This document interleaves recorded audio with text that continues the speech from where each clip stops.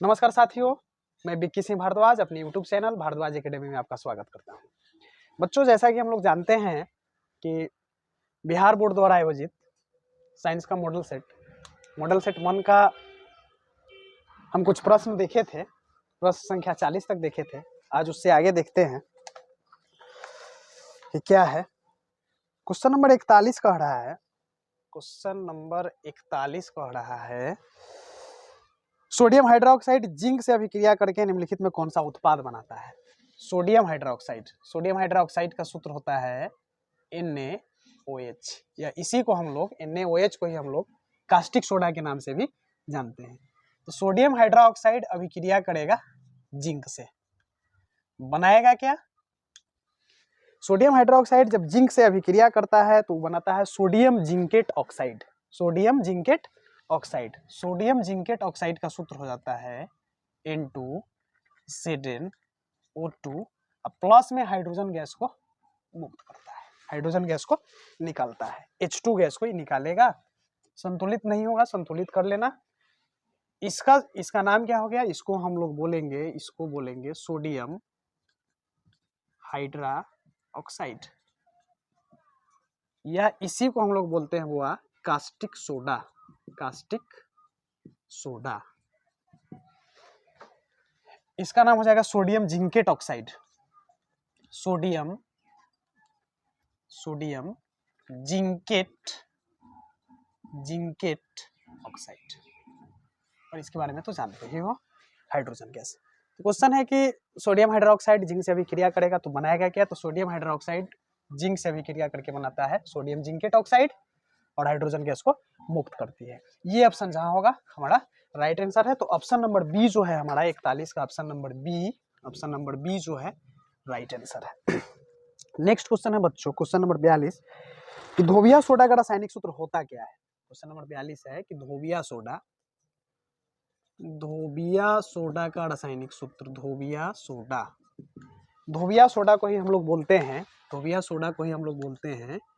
धोने का सोडा, चाहे इसी को बोला जाता है धवन सोडा। धोबिया सोडा, धोने का सोडा या धवन सोडा। इसका सूत्र होता क्या है? तो इसका सूत्र होता है बच्चों, जैसे कि हम लोग जानते हैं Na2CO3, सोडियम कार्बोनेट में Na2CO3 में 10 भाग किसका? जल का, इंटू 10H2O। किसका सूत्र होता है? धवन सोडा का। धोबिया सोडा का सूत्र होता है Na2CO3, मतलब सोडियम कार्बोनेट, ये सोडियम कार्बोनेट, और उसी में 10 भाग किसका? तो उसी में 10 भाग जल का। किसका सूत्र होता है? धोबिया सोडा का। जैसे ऑप्शन में हमारे पास सूत्र है कि NaHCO3 किसका सूत्र होता है? NaHCO3 को हम लोग बोलते हैं सोडियम हाइड्रोजन कार्बोनेट, या इसी को हम बोलते हैं सोडियम बाइकार्बोनेट। NaHCO3 को हम लोग बोलते हैं सोडियम हाइड्रोजन कार्बोनेट, चाहे इसी को हम लोग बोलेंगे सोडियम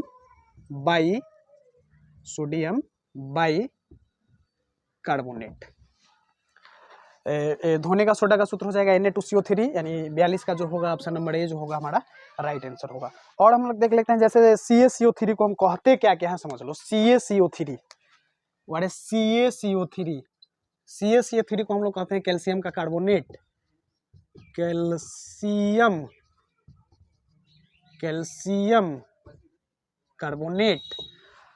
एक और ऑप्शन है COH का हॉल2, तो COH का हॉल2 को हम लोग कहते हैं बड़े शुष्क बुझा हुआ चूना, चाहे इसी को बोलेंगे कैल्शियम हाइड्रोक्साइड, चाहे होता है सूत्र शुष्क बुझे हुए चूने का ही सूत्र होता है। कौन? तो COH का हॉल2, चाहे इसी को बोलते हैं कैल्शियम का हाइड्रोक्साइड। तो 42 का ऑप्शन नंबर ए जो है हमारा राइट आंसर हो जाएगा, Na2CO3 10 भाग जल का। नेक्स्ट क्वेश्चन है बच्चों, क्वेश्चन नंबर 43 कि अम्ल राज में सांद्र HNO3 सांद्र HCl का अनुपात होता है। तो सबसे पहले का बात समझ लो, क्वेश्चन नंबर 43 कि अम्ल राज हम कहते हैं, HNO3 मतलब नाइट्रिक अम्ल प्लस 3HCl के मिश्रण को, HNO3 नाइट्रिक अम्ल और हाइड्रोक्लोरिक अम्ल के मिश्रण को हम लोग कहते हैं अम्लराज। हमसे पूछ रहा है कि इसमें इसका रेशियो कितना होगा, अम्लराज में HNO3 और HCl का अनुपात कितना होगा। तो हम जानते हैं यहाँ देखो यहाँ कि यहाँ HNO3 मतलब नाइट्रिक अम्ल का कितना अनुपात भाग लिया है?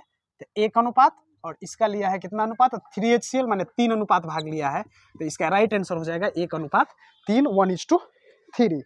तो 1:3, तो अम्लराज में सांद्र HNO3 HCl का अनुपात कितना हो जाएगा वो, अरे तो 1:3, 1:3। तो ऑप्शन नंबर ए जो है हमारा राइट आंसर है। अम्लराज कहते हैं कि, इसको बात समझ गया, अम्लराज कहते हैं कि नाइट्रिक अम्ल में HCl के मात्रा को अगर मिला देंगे तो उसको हम बोलेंगे अम्लराज। अम्लराज में क्वेश्चन था कि अम्लराज में HNO3 माने नाइट्रिक अम्ल हाइड्रोक्लोरिक अम्ल का रेशियो कितना होता है, तो HN3 देखो, HNO3 लिया 1 भाग, 3 मतलब HCl लिया 3 भाग, तो 1:3 जो होगा इसका राइट आंसर हो जाएगा। देखते हैं क्वेश्चन नंबर बच्चों नेक्स्ट, क्वेश्चन नंबर 43 देखे, क्वेश्चन नंबर 44। सन्नी भाई अब भिगा के ला देते हैं, वाइपर रखना चाहिए सन्नी भाई आपको।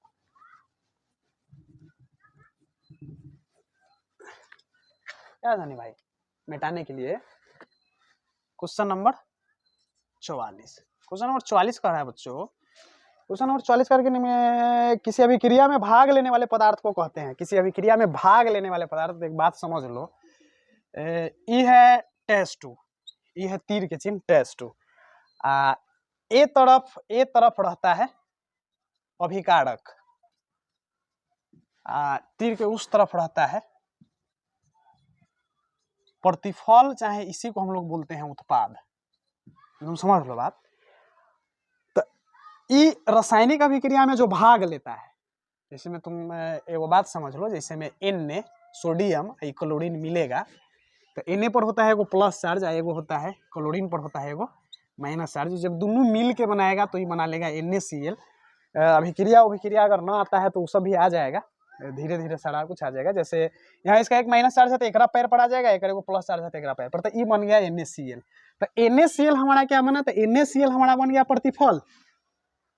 Na या Cl क्या है, माने सोडियम या क्लोरीन क्या है, तो सोडियम या क्लोरीन है अभिकारक। क्वेश्चन है हमारा कि निम्नलिखित में कौन किसी अभिक्रिया में भाग लेने वाले पदार्थ को कहते हैं, तो वो किसी अभिक्रिया में जो भाग लेने वाला पदार्थ होगा, भाग ले रहा है सोडियम और भाग ले रहा है क्लोरीन, तो भाग लेने वाले पदार्थ को हम कहते हैं अभिकारक। तो ऑप्शन नंबर बी जो हो जाएगा, 44 का बी जो हो जाएगा हमारा राइट आंसर हो जाएगा। अगर पूछेगा कि भाई बनने वाले पदार्थ को क्या कहेंगे, तो बनने वाले पदार्थ को कहते हैं प्रतिफल चाहे उत्पाद। हमसे क्वेश्चन पूछा कि अभिकारक में अभिक्रिया में भाग लेने वाले पदार्थ को कहेंगे, तो अभिक्रिया में भाग लेने वाले पदार्थ को कहेंगे अभिकारक। जैसे यहाँ सोडियम क्लोरीन अभिकारक है, NaCl जो नमक बना चाहे सोडियम क्लोराइड बना वो प्रतिफल या उत्पाद है। क्वेश्चन नंबर 45, क्वेश्चन नंबर 45 है हमारा बच्चों कि निम्नलिखित में कौन अम्लीय ऑक्साइड है। तो जैसा कि हम लोग पिछले क्वेश्चन में भी देखे थे अम्लीय ऑक्साइड चाहे क्षारीय ऑक्साइड का, तो हम जानते क्या है, देखिए हम जानते हैं कि धातु का ऑक्साइड जो होता है, धातु का ऑक्साइड जो होता है वो क्षारीय होता है, और अधातु का ऑक्साइड अम्लीय होता है। जितना भी धातु का ऑक्साइड होगा, जैसे धातु के ऑक्साइड माने तुम समझ लो MgA, CaO, जिंको, माने जो भी हो, जिंको जीडन का मतलब धातु के ऑक्साइड माने कि धातु अभिक्रिया करके ऑक्सीजन से जब धातु अभिक्रिया करता है तो धातु का ऑक्साइड बनाता है, कॉपर का ऑक्साइड, ये सब हो जाएगा क्षारीय, ये सब हो जाएगा क्षारीय। जैसा कि हम जानते हैं कि धातु का ऑक्साइड जो होता है वो होता है क्षारीय, और अधातु का ऑक्साइड होता है अम्लीय। अधातु का ऑक्साइड होता है अम्लीय, अधातु का ऑक्साइड होता है अम्लीय, अधातु का ऑक्साइड होता है अम्लीय, और धातु का ऑक्साइड होता है क्षारीय। अधातु का ऑक्साइड होता है अम्लीय, अधातु का ऑक्साइड हो जाएगा अम्लीय, और धातु का ऑक्साइड हो जाएगा क्षारीय। तो हमसे क्वेश्चन पूछ रहा है कि निम्नलिखित में कौन अम्लीय ऑक्साइड है, तो अम्लीय ऑक्साइड देखो कॉपर का ऑक्साइड क्षारीय होगा, क्या है कि धातु का ऑक्साइड है। ऑप्शन नंबर बी में है मैग्नीशियम का ऑक्साइड, तो देखो मैग्नीशियम का ऑक्साइड क्षारीय होगा। कैल्शियम का ऑक्साइड, तो बड़े कैल्शियम ही धातु है, तो कैल्शियम का ऑक्साइड जो भी होगा वो कैल्शियम का ऑक्साइड भी होगा क्षारीय। तो लास्ट ऑप्शन मेरे पास बचता है सल्फर का ऑक्साइड, तो सल्फर का ऑक्साइड अधातु का ऑक्साइड है, इसलिए वो हो जाएगा अम्लीय। तो ऑप्शन नंबर डी जो हो जाएगा मेरा राइट आंसर हो जाएगा, क्या है कि अधातु का ऑक्साइड अम्लीय होता है और सल्फर डाइऑक्साइड जो है वो अम्लीय है। नेक्स्ट क्वेश्चन है बच्चों क्वेश्चन नंबर 46। क्वेश्चन नंबर 46 में क्या कह रहा है, देखो क्वेश्चन नंबर 46 कह रहा है, क्वेश्चन नंबर 46 कह रहा है बच्चों कि निम्नलिखित में कौन सा पदार्थ का जलीय घोल लाल लिटमस पत्र को नीला कर देता है। निम्नलिखित में कौन सा पदार्थ का जलीय घोल लाल लिटमस पत्र को नीला कर देता है। एक बात तुम समझ लो, जिंदगी में कहियो तोरा ये नीला पीला लाल वाला में दिक्कत नहीं होगा, नीला अगर करेगा तुम समझ लो। अम्ल क्षार के बारे में तो जानिए रहे हो, अम्ल भस्म लवण चाहे जो भी अम्ला भस्म चाहे अम्ला क्षार, अब तुम समझ लो ABR, एगो होता है बुआरे BRB, ABR, एगो होता है BRB। ए माने एसिड, ए माने एसिड, ए माने एसिड, अब बी माने होता है बुआरे ब्लू, और रेड माने आर माने होता है बुआरे रेड। तुम समझ लो बात, acid blue to red, acid blue to red. अब BRB माने समझ लो, बी का मतलब होता है बुआरे बेस, आर का मतलब जानिए रहे हो, आर का मतलब होता है रेड, अब बुआरे बी का मतलब हो जाएगा ब्लू, बी का मतलब हो जाएगा ब्लू। अब तुम समझ लो, एसिड माने होता है अम्ल, तो अम्ल ब्लू को रेड करेगा, अम्ल ब्लू को, माने ब्लू माने होता है नीला, तो अम्ल नीला को लाल कर देता है, अम्ल जो है नीला को लाल कर देता है। तो हम लिख सकते हैं ABR, ABR माने acid blue to red, acid blue to red, acid blue to red, माने एसिड जो होगा, अम्ल जो होगा ब्लू को क्या करेगा, तो ब्लू को नीला कर देगा।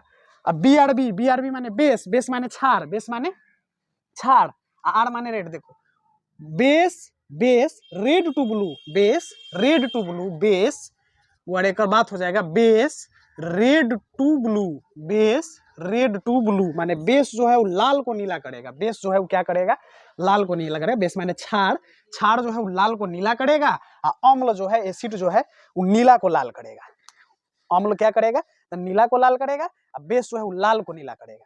क्लियर। तो हमसे क्वेश्चन क्या पूछा कि देखो निम्नलिखित में कौन सा पदार्थ जलीय घोल लाल लिटमस पत्र को नीला कर देता है। तो तुम देखो ना रे, लाल लिटमस पत्र, रेड को ब्लू कौन कर रहा है, तो रेड को ब्लू कर रहा है बेस, तो ऑप्शन हमारा आंसर जो हो जाएगा वो हो जाएगा छाड़। छाड़ के ऑप्शन में है देख लो, तो छाड़ है बी में, तो 46 का आंसर हो जाएगा बी। अब भविष्य में तो राय में कहीं दिक्कत नहीं होगा, ABR BRB, ABR BRB, ABR BRB। ए माने एसिड, ए माने एसिड, एसिड ब्लू को रेड करेगा, ब्लू को क्या करेगा रे, रेड करेगा। BRB, BRB माने रेड को ही ब्लू करेगा, रेड को क्या करेगा, ब्लू करेगा। अब देखते हैं बच्चों रे आगे नेक्स्ट क्वेश्चन, पढ़ो ऐसे कि तहलका मचे।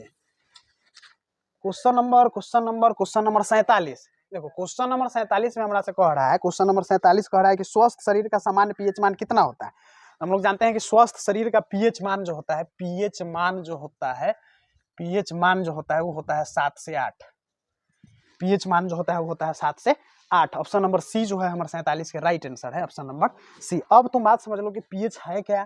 तो पीएच का मतलब होता है पावर ऑफ हाइड्रोजन, पीएच का मतलब होता है, पीएच का मतलब होता है बुआड़े power of hydrogen, power of hydrogen. ई किसी अम्ल चाहे क्षार में हाइड्रोजन के पावर को मापता है, इसलिए हम इसको बोलते हैं पीएच, इसलिए हम इसको बोलते हैं पीएच। माने हाइड्रोजन के शक्ति को मापेगा, कहाँ शक्ति को मापेगा वो किसी अम्ल चाहे किसी क्षार में, इसीलिए हम इसको बोलेंगे पीएच। और शरीर के पीएच मान जो होता है वो होता है 7 से 8। शरीर का पीएच मान जो होता है वो होता है कितना रे, 7 से 8।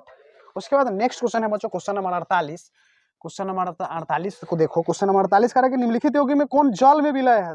देखो निम्नलिखित यौगिक में कौन जल में विलय है। अब हमारा से कह रहा है कि कार्बन डाइसल्फाइड, बेंजीन, मेथेन और ग्लूकोज।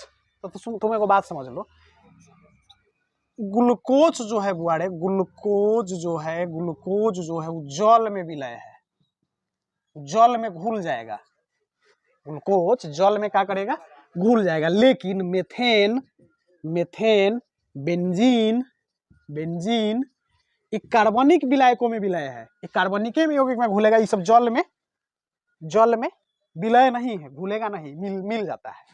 हो गया।